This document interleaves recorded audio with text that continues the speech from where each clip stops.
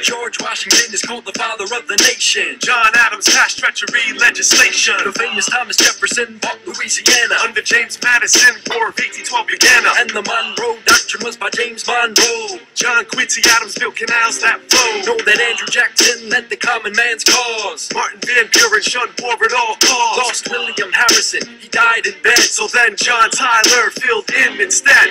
Presidents, whom have we picked to be presidents?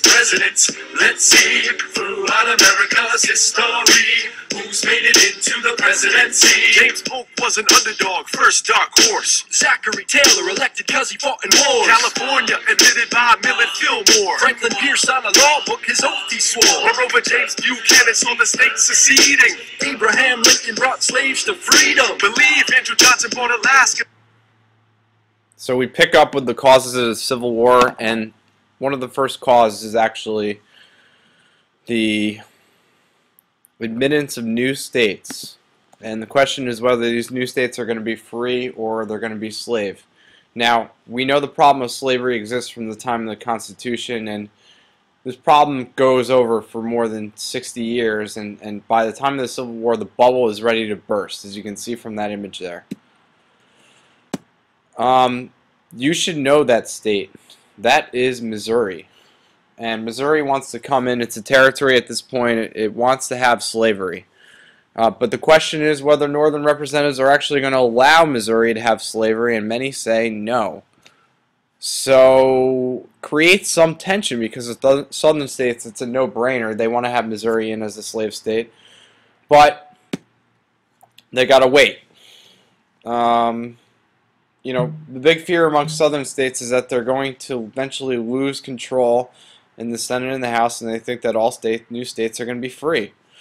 And they think eventually the northern states are going to dominate them and eliminate slavery altogether.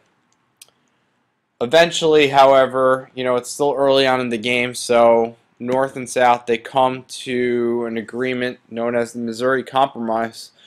And there's a lot that goes into the compromise, but basically the gist is that Missouri comes in as a slave state, Maine as a free state. Now they do try to divide it up based on boundaries. Anywhere north of Missouri essentially would be free, anywhere south could potentially be slave.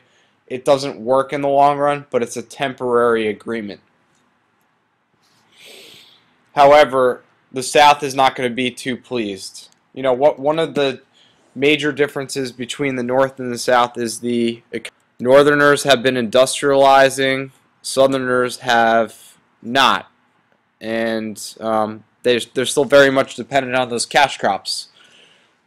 So one of the things Northerners want to do is they want to make a tariff. They want to produce goods and be able to sell them without foreign competition. They don't want to compete with Great Britain.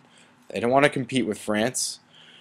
So what a tariff is, it's a tax on imported goods. And what a tax on imported goods does is it limits the trade with other countries.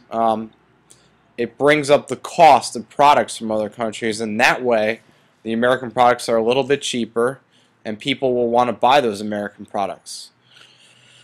Southerners think this is a raw deal because it hurts them. They need trade. They need to sell those cash crops. If they don't sell those cash crops, then they're in big trouble.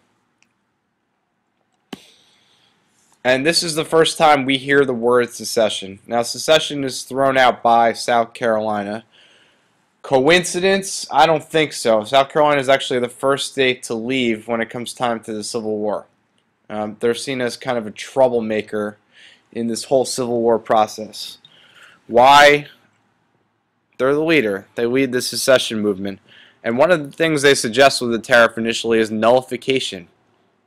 If a federal law or tariff does not support the southern states, South Carolina argues that the states have a right to nullify it. They have a right to cancel the federal law if they want to. Nullification means simply canceling. They view the tariff as unconstitutional because it doesn't protect them. And they're looking to lower the tariffs as much as possible.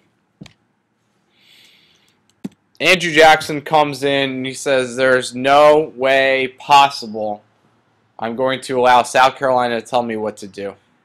I don't allow the natives to tell me what to do. South Carolina, same boat. Luckily, the country is able to avoid a crisis because, you know, South Carolina is not interested in a war. The United States is not interested in a war at this point. They come to a compromise. The tariffs will exist, but they're going to be lower.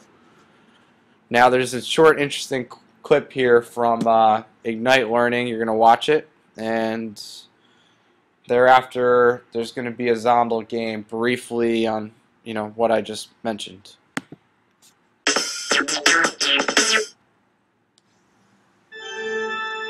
In the last episode of History Sci-Fi Theater, the North had come to love tariffs because they made people buy more American manufactured goods, while the South hated tariffs because they hurt trade with Europe.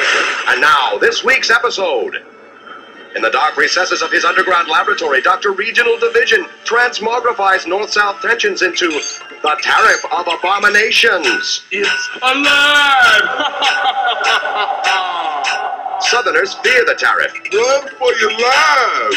It'll ruin our economy. while Northerners don't mind it at all. It's kind of cute, really. What a sweetie. Andrew Jackson's vice president, John C. Calhoun of South Carolina, says the South has the right to secede or withdraw from the Union. Either that thing goes or we go. But President Jackson isn't having it. You'll stay in the Union, whether you like it or not. We'll not. We'll too. Then lock up that monster. By 1832, there were newer, even bigger tariffs, and the country was on the brink of civil war. When Jackson and Calhoun brought in respected statesman Henry Clay, who had previously developed the Missouri Compromise of 1820 to tame the beast. I'll save the day. Unity is more important than tariffs. And so a compromise was reached. Northerners accepted lower tariffs, and Southerners remained in the Union. Henry Clay had once again defeated the evil Dr. Regional Division. Or had he?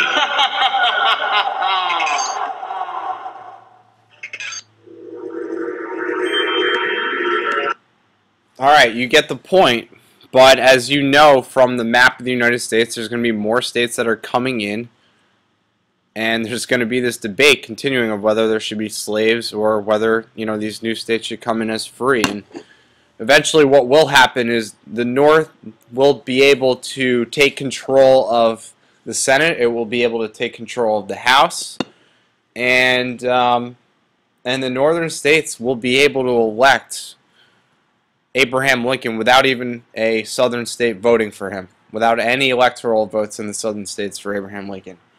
So we'll take a look at that later. Right now, make sure you've completed the notes and you've also completed the Zondel game, time permitting.